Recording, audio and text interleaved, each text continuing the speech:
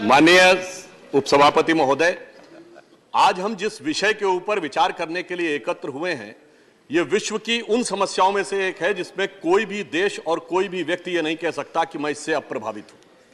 अनेक समस्याएं हो सकती हैं, कोई कह सकता है किसी देश पे आतंकवाद का प्रभाव नहीं है, कोई कह सकता है अमुक समस्या मेरी नहीं है, परंतु क्लाइमेट चेंज एक ऐसी समस्या है जिससे विश्व का हर देश और हर व्यक्ति एक समान रूप से प्रभावित है।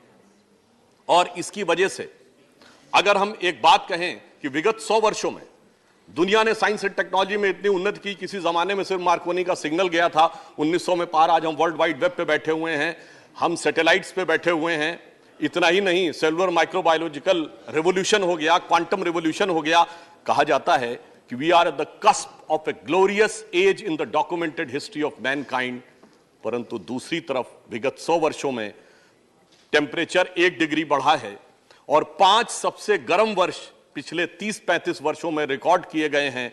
और इस प्रकार की आशंका है कि अगर हमने कुछ नहीं किया तो अगले 100-150 वर्षों में हो सकता है कि मनुष्य जाति के एग्जिस्टेंस पर ही क्वेश्चन मार्क लग जाए।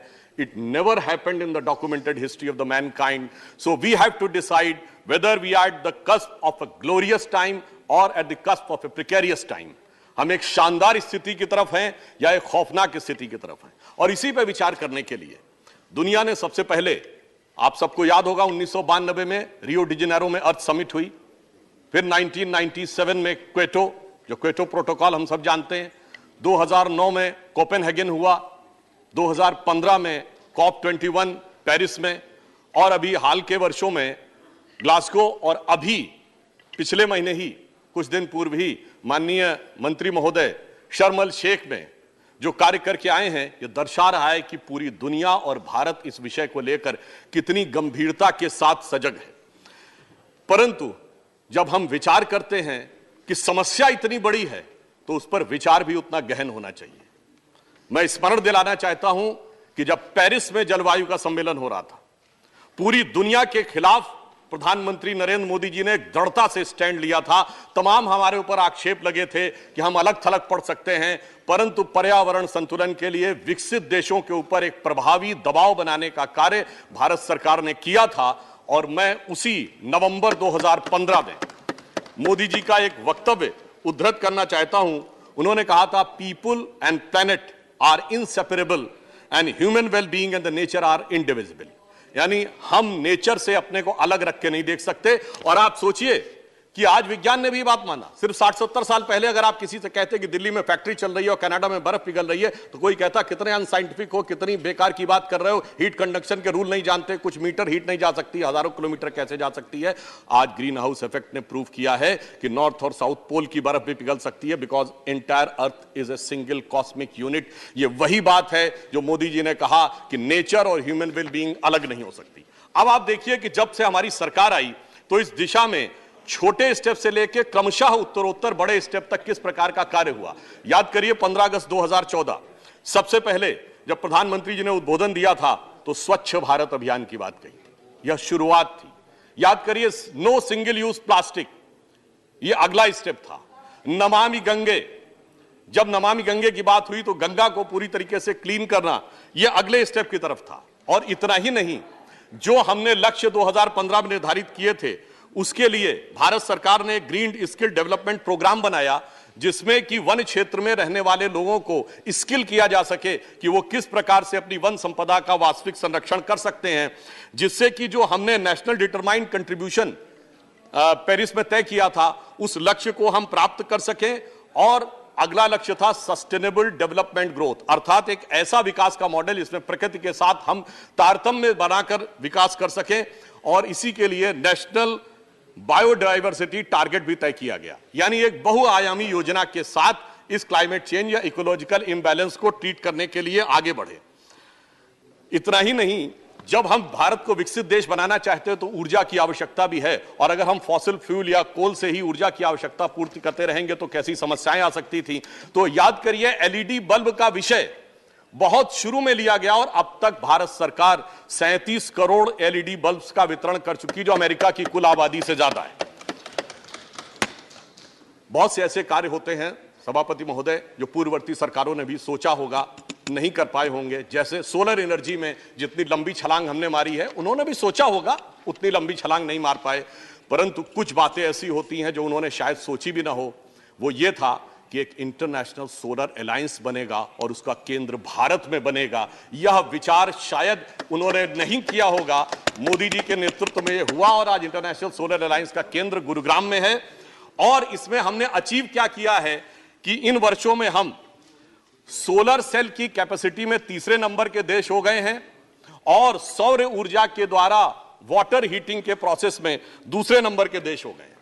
और इतना ही नहीं, अभी भारत ने दुनिया में पहला ऐसा गांव बनाया है जो पूर्णतः सौर ऊर्जा पे चलता है, जहां की एक एक घर भी सौर ऊर्जा पे चल रहा है। वो है गुजरात का मोढेरा गांव। और इतना ही नहीं, वहां पर भगवान सूर्य का एक मंदिर भी है। तो वो भावी भारत का भी प्रतीक है और गौरवशाली भारत का भी प्रतीक है।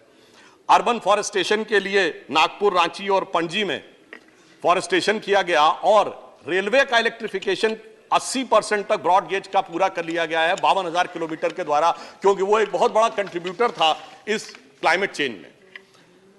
अब जैसा हमारी पूर्ववर्ती वक्ता ने भी बताया, उसके मैं विस्तार में नहीं जाना चाहता कि COP26 में ग्लासगो में प्रधानमंत्री जी ने पंचामृत की बात कही थी कि 2030 तक 500 gigawatt non fossil energy, 50% renewable energy, carbon emission 1 billion से कम करना और कार्बन इंटेंसिटी को 45% डाउन करना, नेट जीरो बाय 270।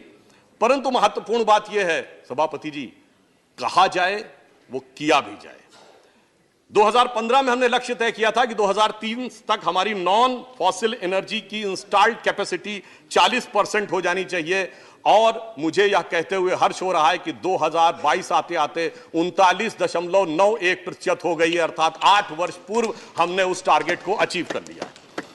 फिर यदि आप ध्यान करें, जिसका अभी उल्लेख किया गया कि COP26 ग्लासगो में प्रधानमंत्री जी ने कॉन्सेप्ट दिया life for environmental friendly life style, यानी एक ऐसा जीवन शैली जो कि इन्वायरमेंट के अनुसार हो। यहां पे मैं सदन का ध्यान आपके माध्यम से मूलभूत विषय पर आकृष्ट करना चाहता हूं। यह नेचर की समस्या क्यों आती है? हम सब में शायद कुछ ने जरूर पढ़ा होगा, वेस्टर्न थियोलॉजी में नेचर नाम की किताब है रिटन बाय एरिस्टोटल, जिसमें क्या लिखते हैं वो, all the elements of the nature are for the service of the mankind. सब कुछ प्रकृति हमारी सेवा के लिए। और यही नहीं, उस फिलॉसफी में यह भी लिखा गया, man should become the possessors and masters of nature, चाहे फ्रांसिस बेकन या रेने डिकार्टे लिखते हो। इतना ही नहीं, यह लिखा गया, man should be able to subdue nature. और इसीलिए बढ़ते बढ़ते हम उस मुकाम तक पहुंचे थे। हम लोग के जन्म से बहुत पहले की बात है, हमारी किताबों में हमने पढ़ा, जब यूरी गैगरिन स्पेस में गए तो क्या लिखा था किताबों में, man has conquered space, as if space is an enemy needed to be conquered. इस विचार ने प्रकृति के दोहन को इस सीमा तक पहुंचाया है कि जिसका आग्रह प्रधानमंत्री जी ने किया था कि हमें नेचर के अनुरूप जीवन जीना होगा, तो मैं स्मरण दिलाना चाहता हूं कि भारतीय परंपरा में, गांव में हम जो जीवन जीते हैं, नेचर के साथ उसका कैसा तादात्म्य है, यदि हमें समझ लें तो हमें शायद बहुत कुछ सीखने की जरूरत नहीं हो। गेहूं की बाली उगती है तो उसके नीचे का जो हिस्सा होता है वो किसको जाता है? पहले पशुओं को जाता है। जो बाली निकाली जाती है दाने, तो पहला दाना किसको जाता है? पक्षियों को जाता है। जब दाने से आटा बनता है तो पहला आटा किसको जाता है? चींटियों को जाता है। फिर गूंथा जाता है आटा रोटी बनाने के लिए तो मछली को जाता है। पहली रोटी गाय को जाती है और अंतिम रोटी कुत्ते को जाती है। इससे ज्यादा प्रकृति के साथ रहने का तरीका किसी को सीखने की जरूरत है। पर दुख की बात यह थी कि हमारे किसान भाई भी जब आंदोलन में बैठे थे तो कोई विदेश की लड़की उनको बता रही थी कि इन्वायरमेंट के साथ कैसे जीना चाहिए, जबकि वो तो हम हजारों सालों से किस तरीके से जीते आ रहे हैं वह हमें समझ में आना चाहिए। और मैं एक कोट करना चाहता हूं, इस सारी समस्या का मूलभूत कारण कहां से आता है।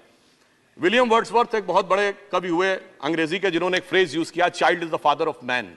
उसका मीनिंग क्या था? कहा गया बच्चा प्रकृति के अधिक नजदीक होता है और वही हमारा फोर फादर है। तो इसका अर्थ यह हुआ कि अगर हम अपने अंदर के चाइल्ड को देखें तो हमारे पूर्वजों ने यानी फोर फादर्स ने क्या कहा था वह हमें समझ में आना शुरू होता है। और हमारी सभ्यता तो वो है मान्यवर जहां पर की प्रार्थना भी क्या की जाती है, अंतरिक्ष शांति, पृथ्वी शांति, औषधया शांति, रापः शांति, वनस्पति, औषधि, फूल, पत्ती, अंतरिक्ष सभी का कल्याण हो। परंतु अफसोस की बात यह है कि जब हम इस प्रकार के विचार के साथ आगे बढ़ रहे हैं तो उस टकराहट के कारण वह समस्या हो रही है। इसलिए मैं अधिक समय न लेते हुए सिर्फ यह कहना चाहूंगा कि जो मोदी जी ने कहा कि लाइफ स्टाइल एनवायरनमेंट के अनुरूप होनी चाहिए, आज यदि यह सीख कहीं से आ सकती है तो भारत से ही आ सकती है, भारत की परंपरा से आ सकती है। और आज हम दुनिया में कितनी भी ऊंचाई पर पहुंच गए हों, पर क्या हमने धरती और धरती की वेदना को देखा? तो यह मैं पंक्ति कहना चाहूंगा, आकाश नापने वालों तुम सच सच कह दो, क्या नाप सके हो तुम धरती की मौन व्यथा?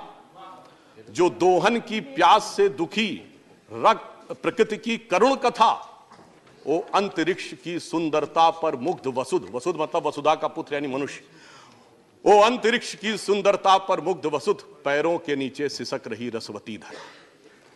जब तक हम इसको नहीं समझेंगे तब तक हमारे अंदर यह परिवर्तन नहीं आएगा। इसलिए मैं सिर्फ यह कहना चाहता हूं, we are the only country in the world and we are the only civilization in the world which can give an answer to lower down the temperature of the ecological climate and the cultural climate also, because this is embedded in our culture। और हमारी government ने आने के बाद उसको उत्तरोत्तर आगे बढ़ाने का कार्य किया है। इसलिए मैं कहता हूं कि यहां पर संपूर्ण विश्व को दिशा देने के लिए भारत की संसद में जो यह विचार हो रहा है, भारतीय संस्कृति के विचारों के अनुरूप हम आगे बढ़ेंगे तो एक नई दिशा समाज को देने में सफल होंगे। धन्यवाद।